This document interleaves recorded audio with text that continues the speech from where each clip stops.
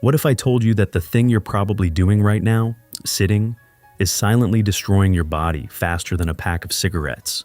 Not metaphorically, not exaggerated for clicks, scientifically, measurably, at the cellular level. In 2023, researchers from the University of California found that women who sat for more than 10 hours a day had cells that were biologically 8 years older than women who sat less. Even after controlling for smoking, diet, and exercise. 8 years, gone. Not because of what they ate, not because of what they smoked, because of what they didn't do.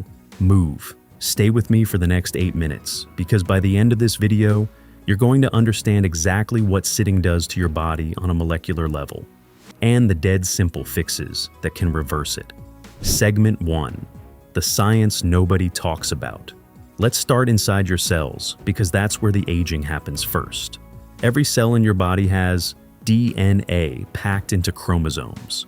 At the tips of those chromosomes are protective caps called telomeres. Think of them like the plastic tips on shoelaces.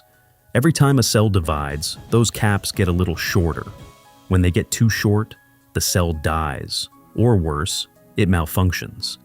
This is the biological clock, and sitting accelerates it. Here's the mechanism. When you sit for long periods, your body enters a low-energy, low-circulation state. Blood pools in your legs. Oxygen delivery slows, and your cells begin producing something called reactive oxygen species, essentially cellular rust. This oxidative stress attacks your telomeres directly. The more oxidative stress, the shorter your telomeres, the faster you age. And here's where it gets really alarming. A 2012 study published in the British Journal of Sports Medicine measured telomere length in over 2,400 twins. The twin who sat more had measurably shorter telomeres, regardless of genetics. Same DNA, different choices, different biological age. Smoking causes the same damage to telomeres. But here's the kicker. Sedentary behavior has been shown to be independently associated with telomere shortening, even when researchers removed every other lifestyle factor. Sitting isn't just bad for you. It's a biological aging accelerator. Segment 2. What happens to your body? Hour by hour.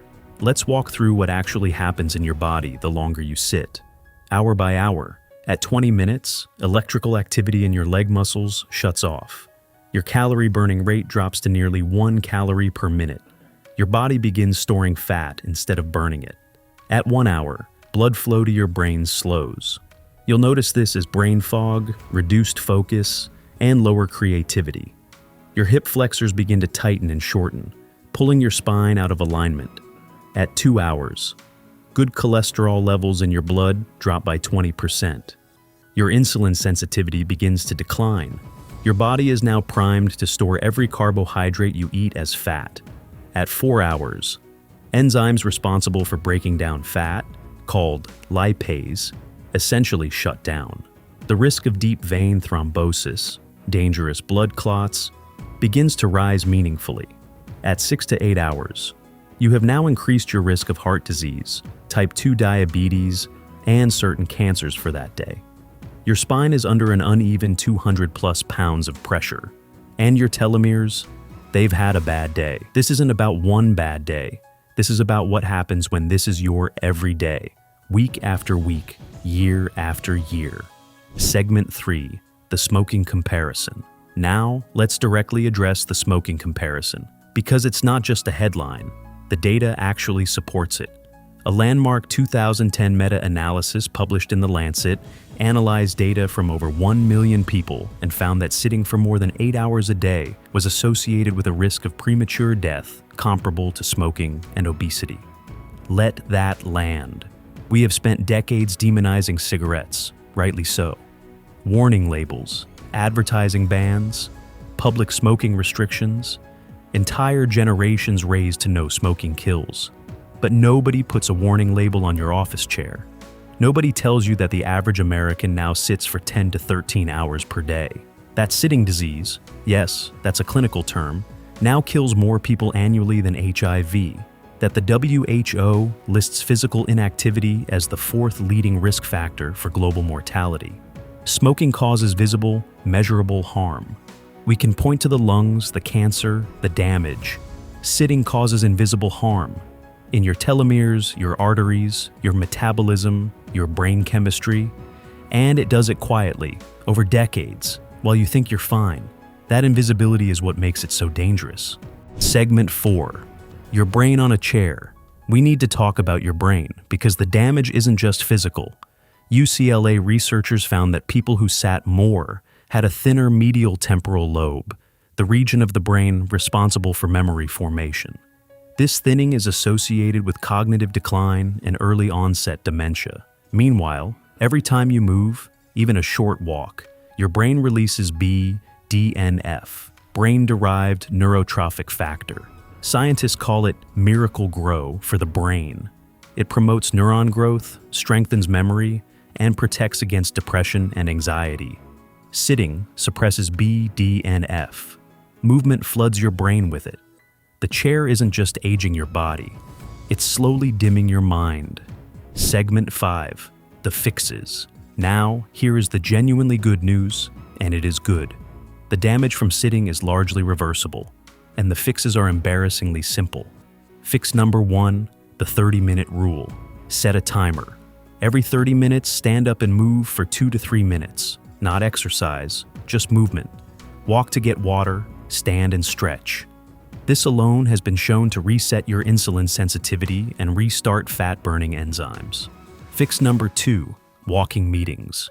If you take calls or do thinking work, do it walking. Even 20 minutes of brisk walking per day has been shown to lengthen telomeres in sedentary adults within 6 months. Fix number 3, the standing desk transition. You don't need to stand all day. That has its own problems. The goal is alternating. 20 minutes sitting, 8 minutes standing, 2 minutes moving. Repeat. Fix number 4, floor sitting. Counterintuitively, sitting on the floor, cross-legged, squatting, kneeling, activates muscles that chair sitting switches off. Cultures with the lowest rates of sedentary disease often spend significant time in floor rest positions. Fix number 5, post-meal walks. A 10-minute walk after eating reduces blood sugar spikes by up to 30%, more effectively than metformin in some studies. This is the single highest leverage habit you can add today. The goal isn't to become an athlete. The goal is to stop being still. Here's the truth we need to sit with. No pun intended. We built a world that makes sitting inevitable. Offices, cars, couches, screens. The chair is everywhere. And unlike cigarettes, nobody's going to warn you on the label. That's on you to know. Your telomeres are counting down. Your enzymes are shutting off. Your brain is quietly thinning. But biology is not destiny. Every time you stand up, you are making a cellular decision to age more slowly, to think more clearly, to live longer. So, stand up right now. Walk for 2 minutes. Your future self, 8 biological years younger, will thank you. If this changed how you think about your daily habits, share it with one person who spends most of their day at a desk.